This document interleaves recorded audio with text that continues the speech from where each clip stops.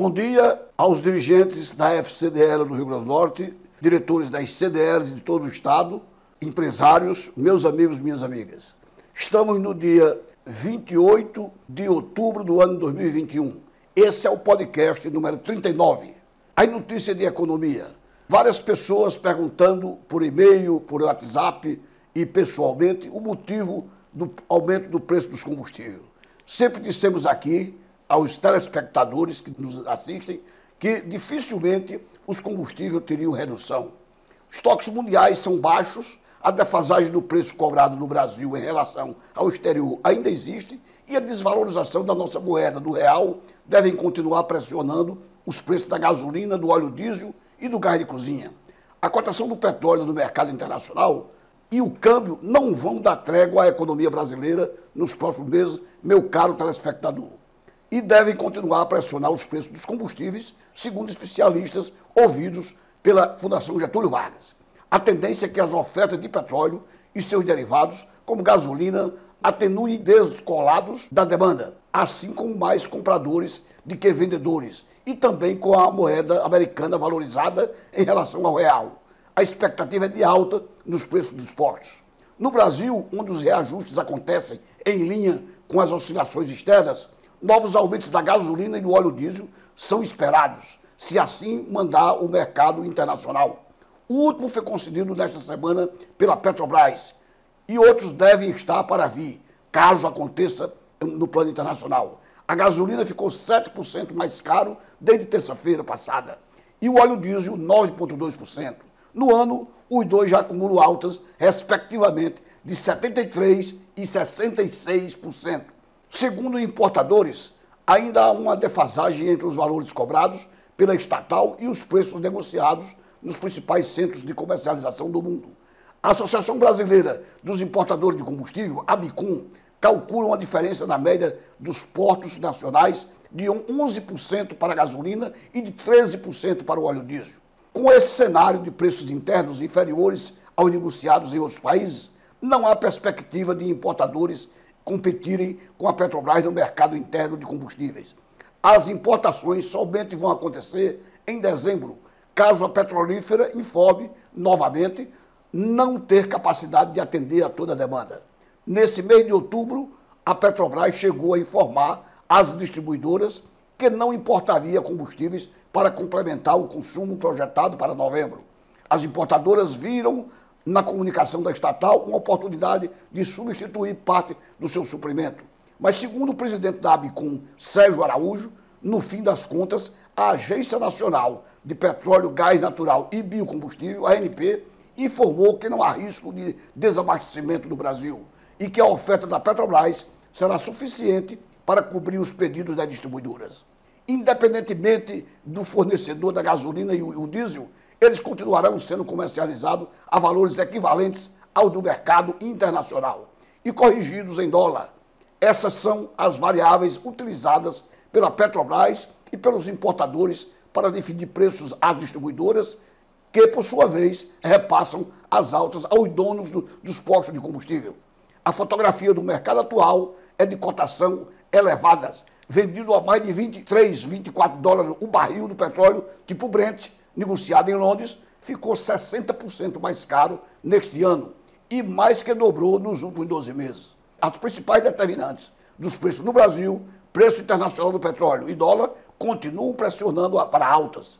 A defasagem já está significativa.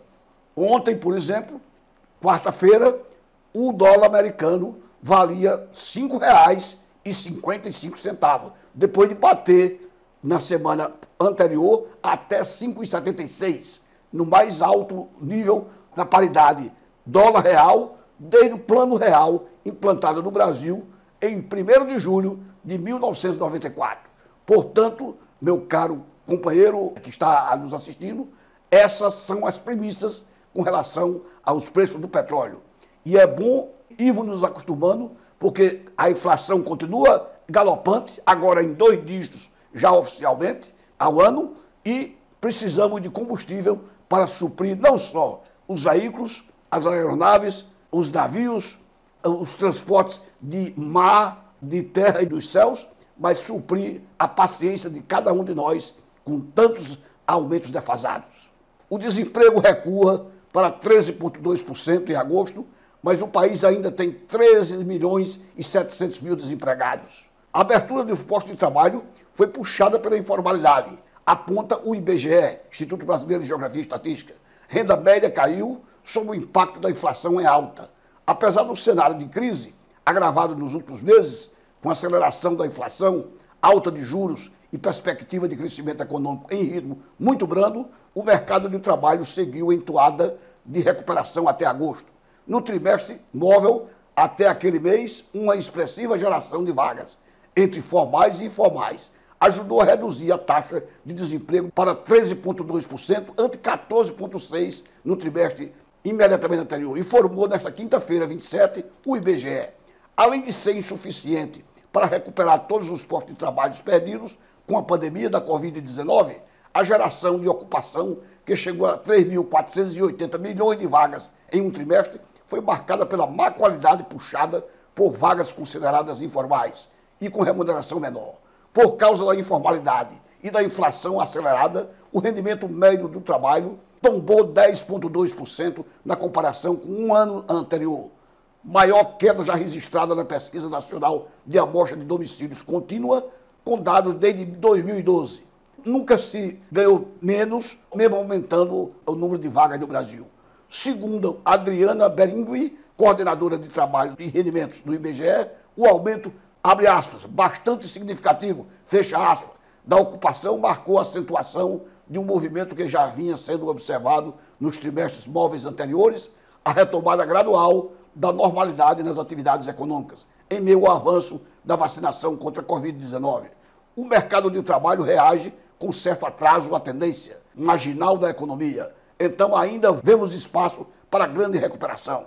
O avanço da vacinação contra a Covid-19 permitiu a reabertura econômica, o aumento da mobilidade e de vagas de emprego.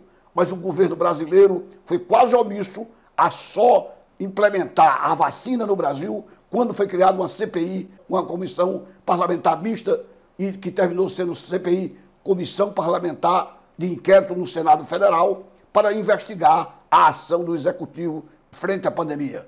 Pereceram mais de 606 mil brasileiros, cujas famílias enlutadas, com 17 milhões de pessoas atingidas pela doença, infestadas pela Covid-19, e um país parado, um país com dimensões continentais, do Amazonas ao Rio Grande do Sul, e todos nós sofremos dessa pouca ação governamental no enfrentamento da pandemia.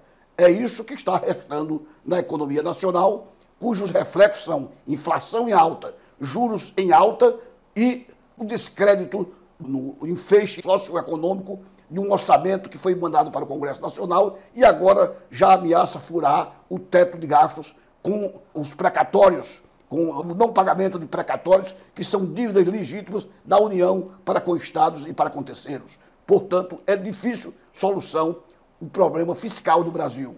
Há uma descrença de que o nosso comprometimento fiscal, o exterior já começa a ver com maus olhos esse fura de teto do orçamento para 2022, comprometendo, portanto, a economia brasileira, que dá sinais lentos, muito lentos, de vencer a pandemia.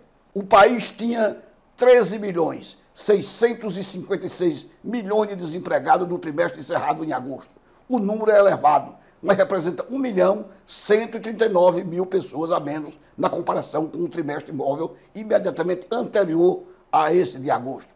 A ocupação, tanto na comparação com o trimestre móvel anterior, quanto no ano, foi a que permitiu a queda da taxa de desocupação.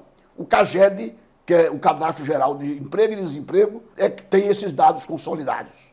A arrecadação da União somou 149 bilhões e tem uma alta real de 12,9%, batendo recorde. A Receita Federal informou nesta terça-feira, dia 26, que a arrecadação de impostos, contribuições e demais receitas federais atingiu 149 bilhões e 102 milhões de reais em setembro.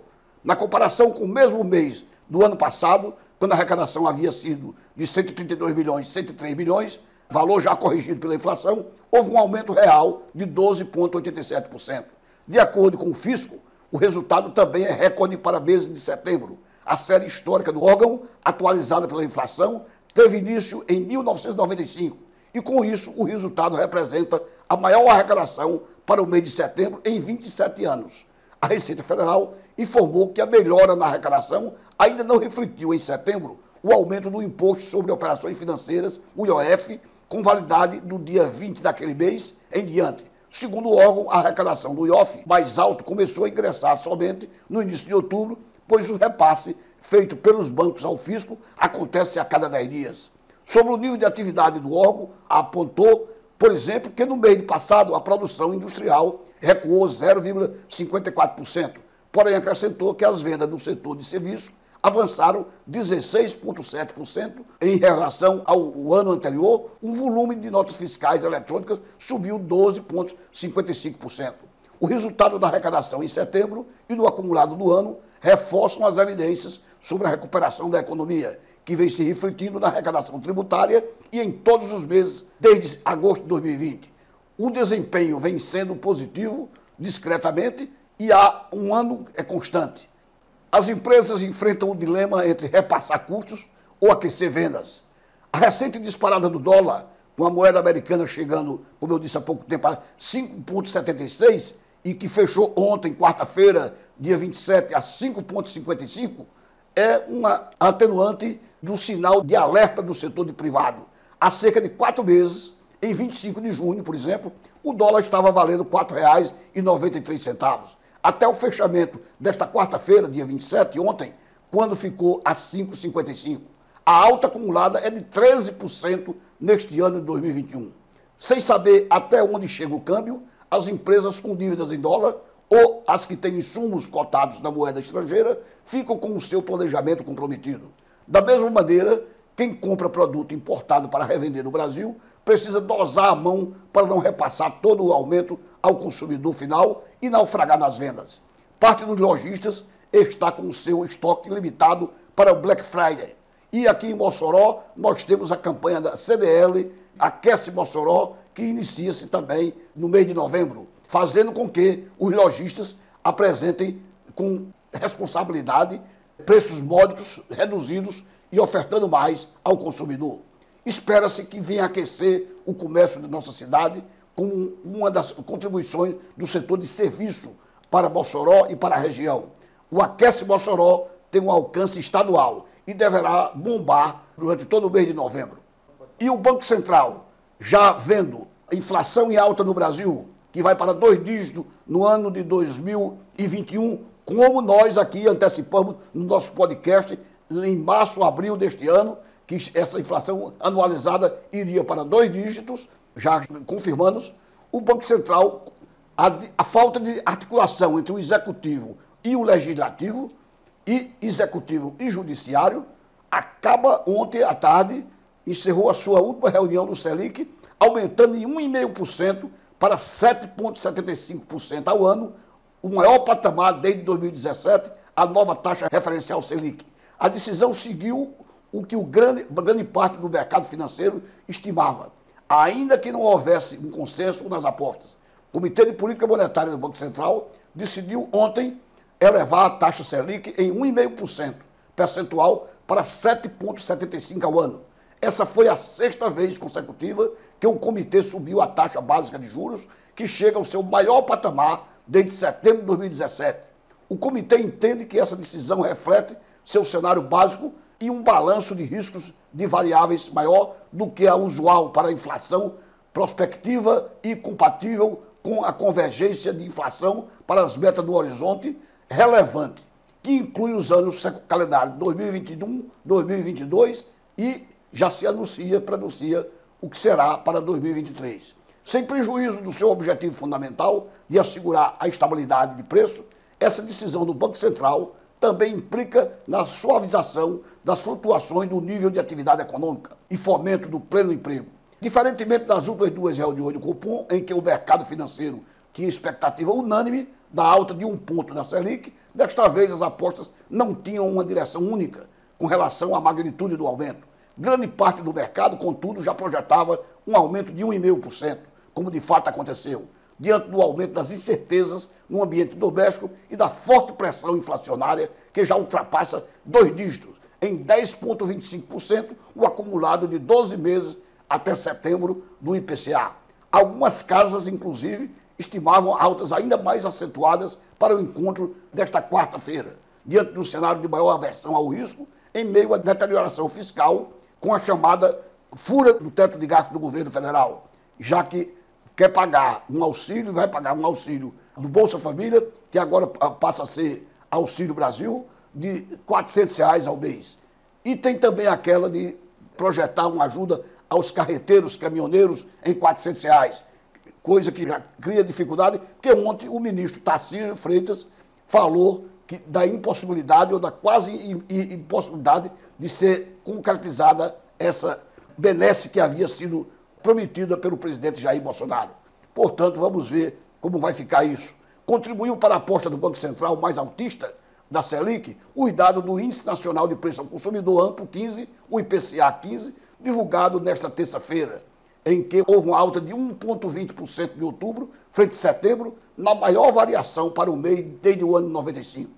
Quero aqui dizer ao telespectador que desde 1995, o Banco Central não fazia uma elevação tão expressiva de uma sessão só aumentar os juros em 1,5%. Bom dia, muito obrigado a todos e até a próxima semana com um novo podcast.